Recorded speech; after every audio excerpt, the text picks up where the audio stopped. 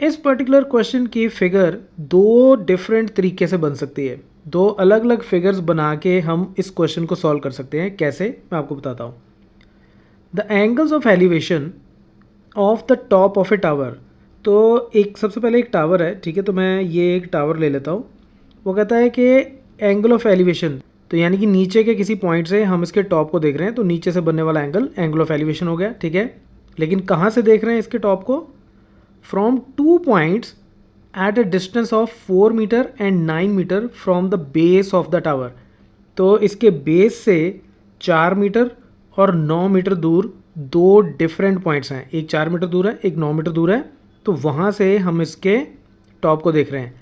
लेकिन ये दोनों पॉइंट्स टावर के एक ही साइड पे हैं, या एक इधर है और एक इधर है, इसके बारे में बात करते हैं। And in the same straight line, same straight line, ये दोनों पॉइंट्स सेम स्ट्रेट लाइन में हैं। लेकिन ये नहीं गिवन कि क्या ये दोनों पॉइंट्स टावर के एक ही तरफ हैं, या ऐसा है कि एक पॉइंट इधर है और एक पॉइंट इधर है। तो मैं काम करता हूँ, ये मैं यहाँ पे एक पॉइंट लेता हूँ, ये मान लो 4 मीटर दूर है, ठीक है। ये 4 मीटर दूर हो गया। और दूसरा पॉइंट जो है उसको मैं इधर ले लेता हूँ, और ये पॉइंट आप मान लो कि ये 9 मीटर्स दूर है, ठीक है। तो मेरे कहने का मतलब ये है कि इसकी दो फिगर्स बन सकती हैं। कि एक तो ये हो सकती है कि ये रहा टावर और एक पॉइंट यहाँ पे है, ये 4 मीटर दूर है, और दूसरा पॉइंट यहीं से ही 9 मीटर्स दूर है, ठीक है। तो ये जो है ये 9 मीटर्स हो गया। तो ये टॉप ऑफ द टावर को मैं इस पॉइंट से ज्वाइन कर देता हूँ और इस पॉइंट से भी ज्वाइन कर देता हूँ। तो चाहे इसकी फिगर ऐसे बना लो, चाहे इसकी फिगर ऐसे बना लो कि अब मैं यहाँ से इसको देख रहा हूँ और मैं इन दोनों को भी ज्वाइन कर देता हूँ, और यहाँ से भी नीचे से एक एंगल ऑफ एलिवेशन बन रहा है हमारे पास। तो दोनों फिगर्स ठीक हैं, क्योंकि हमें सिर्फ ये गिवन है कि ये दोनों पॉइंट सेम स्ट्रेट लाइन में है। तो ये सेम स्ट्रेट लाइन सिर्फ स्ट्रेट लाइन है। एक इसके फुट से 4 मीटर दूर है, दूसरा 9 मीटर दूर है। यहाँ पे भी ये 4 मीटर दूर है और ये 9 मीटर दूर है। तो चाहे ये डायग्राम ले लो, चाहे ये वाली ले लो, बोथ आर ओके। तो मैं इसको लेके चलता हूँ। अब फर्दर हमें ये बोला गया है कि ये जो एंगल्स हैं, these angles are complementary. Complementary का मतलब कि इस एंगल और इस एंगल, इन दोनों एंगल्स का सम 90 डिग्री होगा, ठीक है। कॉम्प्लीमेंट्री का मतलब होता है जब दो एंगल्स का सम 90 डिग्री हो तो वो कॉम्प्लीमेंट्री एंगल्स होते हैं। तो ये जो एंगल्स ऑफ एलिवेशंस हैं, यहाँ से इसको देखा, यहाँ से इसको देखा, तो इसको अगर मैं थीटा मान लूँ तो ये कितना हो जाएगा? 90 माइनस थीटा, राइट। अगर इसको थीटा एंगल मान लूँ तो ये 90 माइनस थीटा हो जाएगा, ठीक है। ये बात भी हो गई। अब वो कहता है कि prove that the height of the tower is 6 metre. तो मुझे अगर इसको मैं ए बी मान लूँ तो मुझे ये प्रूव करना है कि ए बी की हाइट जो है वो 6 मीटर्स है, ठीक है। तो मैं काम करता हूँ, इसको सी मान लेता हूँ, इस पॉइंट को डी मान लेता हूँ, और इसको अब मैं सॉल्व करना शुरू करता हूँ। कैसे? देखो, हाइट मुझे निकालनी है, मुझे पता नहीं है। हाइट मुझे प्रूव करनी है कि 6 मीटर्स है, तो मैं इसकी हाइट को एच मान लेता हूँ, ठीक है। इसकी हाइट को एच मान लेता हूँ। तो अब मेरे पास क्या हो गया? दो राइट एंगल ट्रायंगल्स आ गई। एक राइट एंगल ट्रायंगल ये आ गई और एक ये आ गई।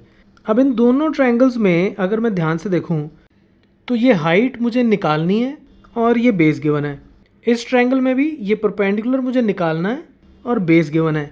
और जब परपेंडिकुलर और बेस को यूज़ करना हो तो पंडित बद्री प्रसाद हर हर बोले, ये साइन, ये कॉस, ये टैन। तो परपेंडिकुलर बेस, तो परपेंडिकुलर और बेस जब गिवन हो तो हम टैन का फार्मूला लगाते हैं, राइट। तो टैन का फार्मूला लगा के मैं देखता हूँ कि इन दोनों ट्रायंगल्स में मुझे क्या क्या मिलता है, और फिर उसको फर्दर मैं सॉल्व करता हूँ, right. So let's do it. तो ए बी मेरा टावर हो गया। So let A B the tower, and A B को मैंने कितना मान लिया? एच, इतने मीटर्स, ठीक है।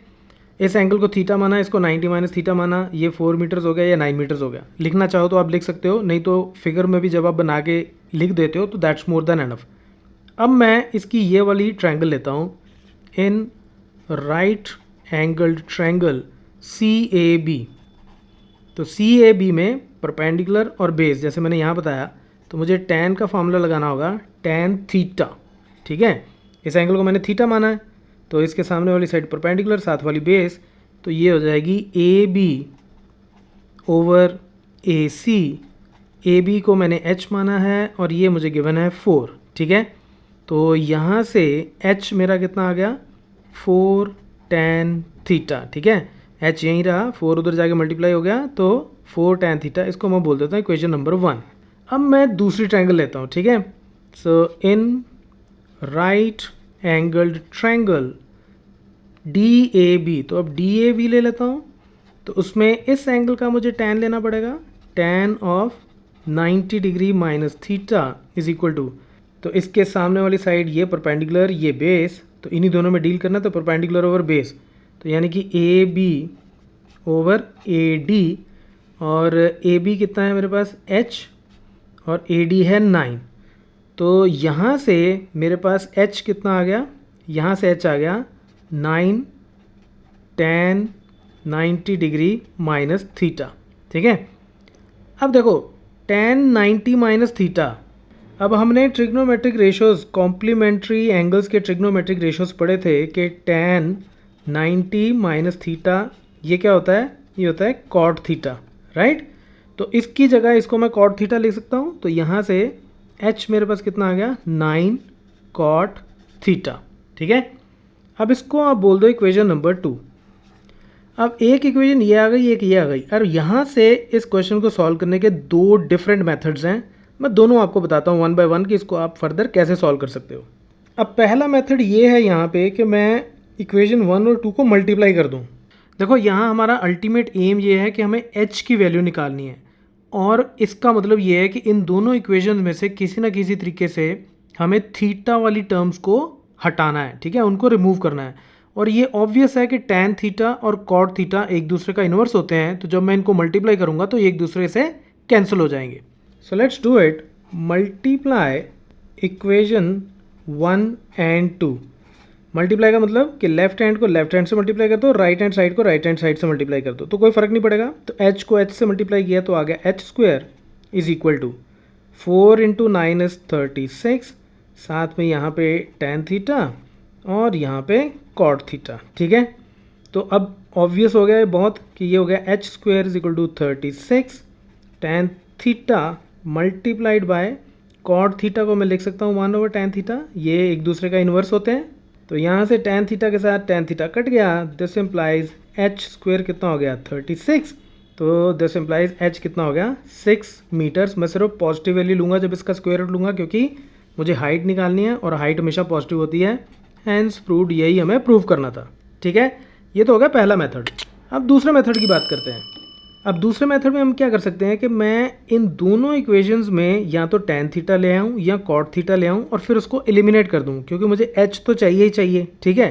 तो मैं काम करता हूँ, देखो इक्वेशन 1 जो है इसको तो मैं ऐसे ही छोड़ देता हूँ। जो इक्वेशन 2 है, इक्वेशन 2 जो थी उसको मैं लिख सकता हूँ h is equal to 9 over tan theta, ये लिख सकता हूँ यहाँ पे, ठीक है। h is equal to 9 over tan theta लिख सकता हूँ, cot theta 1 over tan theta हो गया, which implies h tan theta is equal to 9, ये इतना हो गया। फर्दर मैं ये कर सकता हूँ कि यहाँ से सिर्फ मैं tan थीटा की वैल्यू निकाल लूँ तो हो गया 9 ओवर h, ठीक है। तो tan थीटा की वैल्यू आ गई 9 ओवर h। तो अब ये tan थीटा की वैल्यू मैं इक्वेशन नंबर 1 में पुट कर देता हूँ। तो मैं थोड़ा सा क्विकली कर रहा हूँ अब। तो यहाँ पे जब मैं इसकी वैल्यू पुट करूँगा, दिस इम्प्लाइज जो इक्वेशन 1 है वो क्या बन जाएगी, h is equal to 4 into tan theta की जगह 9 ओवर h, तो ये हो जाएगा 9 ओवर h। तो h इधर चला जाएगा, this implies h square is equal to 36, which implies h is equal to 6 इतने metres. Hence proved once again. तो दो तरीके हैं, अगर आपको मल्टीप्लिकेशन वाला ये फंडा ना याद आए कि इसको मल्टीप्लाई करके कर सकते हैं, तो आप एलिमिनेट करो, आप ट्रिग्नोमेट्रिक रेशो को tan थीटा को एलिमिनेट करो। यहाँ tan थीटा है तो cot थीटा को tan थीटा में कन्वर्ट कर लो, चाहे tan थीटा को cot थीटा में कन्वर्ट कर लो, तो कैसे भी कर सकते हो। और उससे फिर आपकी इक्वेशन सिर्फ और सिर्फ h की फॉर्म में रह जाएगी और वहाँ से फिर आप h की वैल्यू निकाल सकते हो। So that's it from this tutorial, keep watching mafia.